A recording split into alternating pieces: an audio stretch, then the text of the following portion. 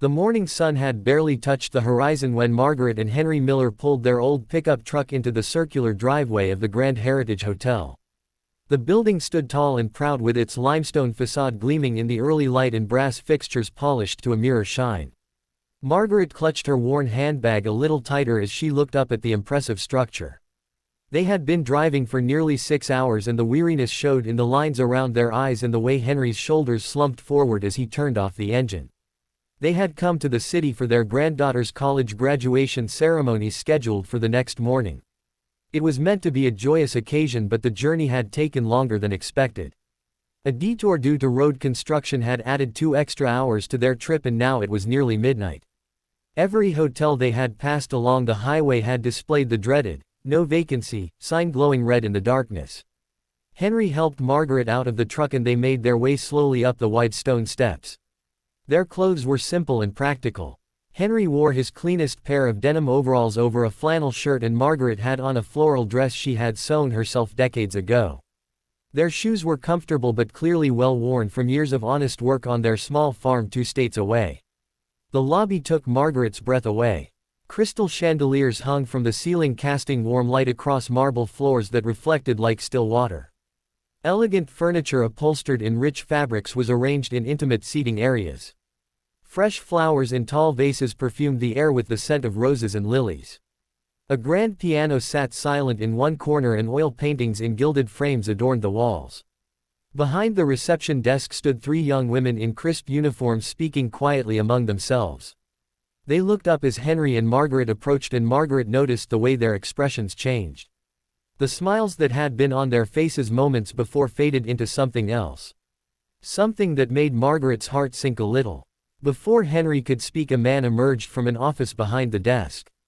He wore an expensive suit with a name tag that identified him as Richard Blackwood, hotel manager. His hair was slicked back perfectly and his shoes shone with fresh polish. He took one look at the elderly couple and his lips pressed into a thin line of disapproval. "Can I help you?" His tone was clipped and cold, carrying none of the warmth that should accompany such words. Henry cleared his throat. "Yes sir, we were hoping you might have a room available for the night.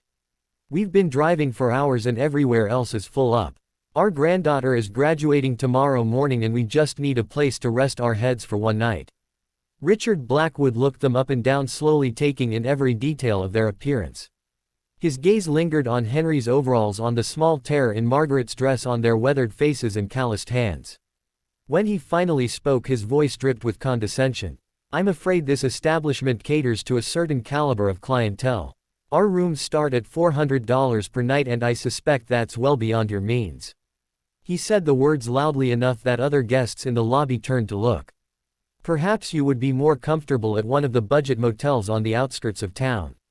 There's a place about 15 miles from here that charges by the hour, if you know what I mean." The 3 receptionists behind him giggled and Margaret felt heat rise to her cheeks. But it wasn't embarrassment that colored her face. It was the sting of being judged so harshly for the simple crime of not looking wealthy. Henry straightened his shoulders. Despite his 72 years, there was still strength in his frame from a lifetime of physical labor. "Sir, I asked about a room, not a handout. My wife and I have money to pay. We've worked hard all our lives and saved. We may not look like your typical guests, but our money spends just the same as anyone else's." Richard Blackwood's expression turned even more sour. "Listen, old-timer, I don't have time for this. We're a 5-star hotel, not a homeless shelter. Even if I did have a room available, which I'm not saying I do, I wouldn't rent it to someone who looks like they just walked off a farm. You'd probably track mud all over the carpets or worse. Now I'm going to ask you nicely one time to leave before I have security escort you out." Margaret reached for Henry's arm, feeling him tense beside her. She knew her husband's temper, and while he was generally the gentlest man she'd ever known, he didn't take kindly to disrespect, especially when it was directed at her. "Henry, let's just go. We'll find somewhere else." But Henry wasn't ready to leave just yet. He looked Richard Blackwood straight in the eye and spoke with a calm dignity that somehow made him seem taller than his actual height. "You know something, Mr. Blackwood, I've learned a lot in my 72 years on this earth. One of the most important lessons is that you can tell the true measure of a person not by how they treat those who can do something for them, but by how they treat those who can't. You've judged us based purely on our appearance without knowing a single thing about who we are or what we've accomplished in our lives. That says far more about you than it does about us." Richard Blackwood's face flushed red. "How dare you lecture me in my own hotel? Security." He raised his hand to signal to a uniformed guard standing near the entrance. "Wait just a moment." A new voice cut through the tension. Everyone turned to see a young woman in a green blazer stepping forward from where she had been standing near the piano. She looked to be in her early 30s with kind eyes and a warm smile. Her name tag identified her as Sarah Chen, assistant manager. She walked directly to Henry and Margaret, extending her hand. "Mr. and Mrs. Miller," Henry said, shaking her hand. "Henry and Margaret Miller. Mr. and Mrs. Miller, it's a pleasure to meet you. I couldn't help but overhear, and I want to apologize for the discourteous treatment you've received. We do indeed have rooms available, and I would be honored to get you checked in. In fact, we have a lovely suite on the 3rd floor with a beautiful view of the city. I think you'd be very comfortable there." Richard Blackwood sputtered. "Sarah, what do you think you're doing? I'm the manager here and I've already told these people to leave." Sarah turned to face him, and though her voice remained professional, there was steel beneath the courtesy. "Mr. Blackwood, I've worked at this hotel for 8 years. I know our policies and I know our values. The Grand Heritage Hotel was founded on principles of hospitality and respect for all guests. Those principles don't include turning away paying customers because of how they're dressed. If you have a problem with me checking in Mr. and Mrs. Miller, you're welcome to take it up with ownership. In fact, I have Mr. Henderson's personal number if you'd like to call him right now." The mention of the owner's name made Richard Blackwood's face go even redder, but he took a step back. "Fine, do whatever you want. But when this backfires, don't come crying to me." He stormed off toward his office and slammed the door behind him. Sarah turned back to Henry and Margaret with an apologetic smile. "I'm so sorry about that. Please don't judge our entire hotel by one person's bad behavior. Now let's get you checked in and settled. You must be exhausted from your drive." As Sarah worked efficiently at the computer, Margaret felt tears prick at her eyes. Not tears of sadness, but of relief and gratitude. This young woman had stood up for them when she didn't have to. She had seen them as people, not as stereotypes. "That's very kind of you, dear," Margaret said softly. "We really do appreciate it. And please don't worry about the cost." Henry wasn't exaggerating when he said we can pay. "It's just that we've never been much for fancy things.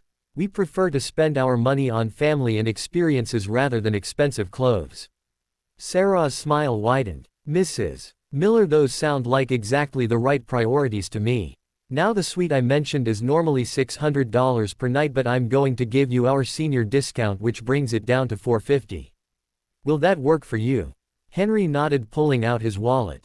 "That'll work just fine." He counted out cash bills worn soft from use and handed them to Sarah. As she processed their payment, Sarah made small talk. "So your granddaughter is graduating tomorrow. That's wonderful. What's she studying?" Margaret's whole face lit up. "Medicine. She's going to be a doctor. First person in our family to go to college at all, let alone medical school. We're so proud we could just about burst." "That's incredible," Sarah said genuinely. "You must have done something right raising her parents to have a granddaughter accomplish so much." "We tried our best," Henry said.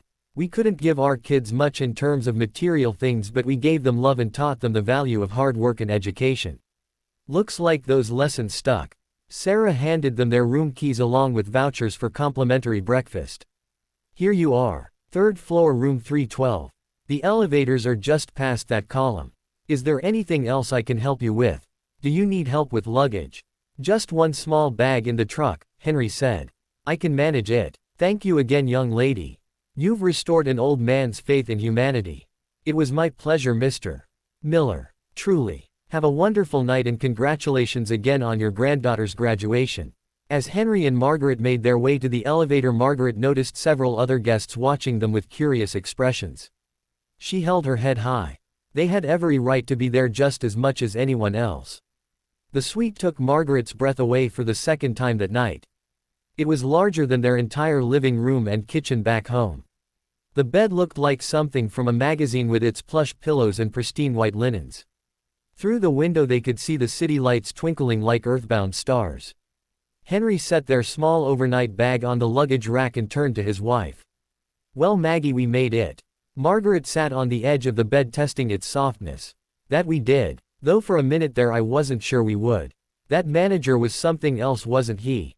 "He was," Henry agreed, sitting beside her. "But that young woman Sarah, she was something else too. In a good way. Made me think maybe there's hope for the world yet."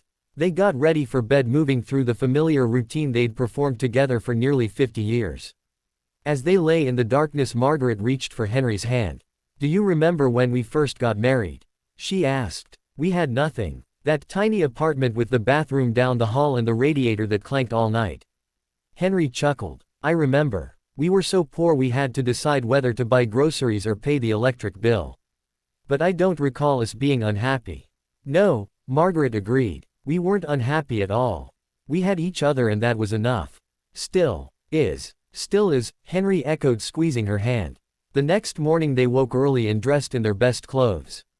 Henry wore the suit he'd bought 30 years ago for their son's wedding. It was outdated in style but clean and pressed. Margaret wore a navy dress with a matching jacket and the pearl earrings Henry had given her for their 25th anniversary. At breakfast in the hotel restaurant they were treated with courtesy by the staff. A young waiter brought them coffee and took their order with genuine friendliness. As they ate scrambled eggs and toast, Margaret noticed Richard Blackwood enter the restaurant. He saw them and his expression soured, but he said nothing, just turned and walked out. "Some people never learn," Henry murmured. After breakfast they made their way to the university where the graduation ceremony would be held.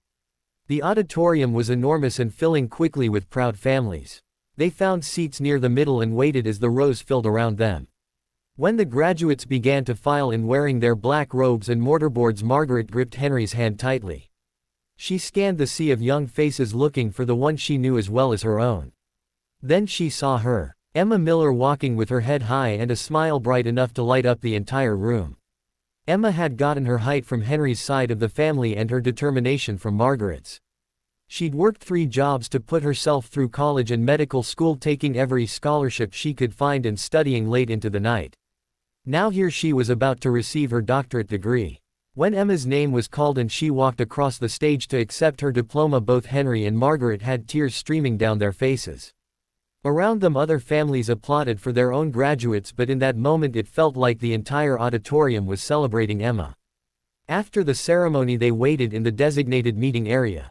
Emma came running toward them, still in her graduation gown, and launched herself into their arms. "Grandma, Grandpa, you made it. I was so worried when you didn't call last night. We got in late," Henry explained. "Didn't want to wake you before your big day. We're so proud of you, Emma. So very proud." Emma hugged them tighter. "I couldn't have done it without you. When Mom and Dad died and you took me in, you could have just kept me fed and clothed.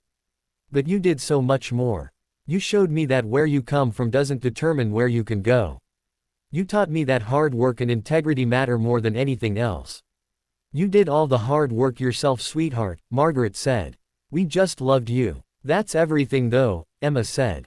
"That's the foundation for everything else. Love and support and believing in someone even when things are hard." They spent the afternoon celebrating at Emma's favorite restaurant, nothing fancy, just a local diner with good food and generous portions. Emma talked about her plans. She'd been accepted into a residency program at a hospital that served underprivileged communities. "I want to help people who might not otherwise have access to good healthcare," she explained. "People who get overlooked or dismissed because of how they look or how much money they have. Everyone deserves to be treated with dignity." Henry and Margaret exchanged a meaningful look. Their granddaughter had learned those lessons well. As the sun began to set they drove Emma to her small apartment to help her pack. She would be moving across the country in a week to start her residency. The apartment was modest but clean.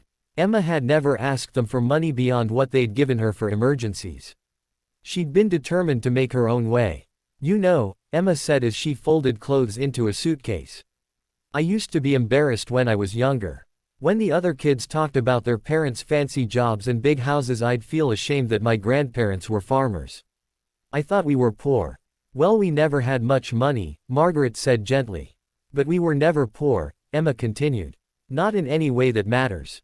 I had 2 people who loved me unconditionally. Who showed up to every school play and science fair. Who taught me to value character over possessions?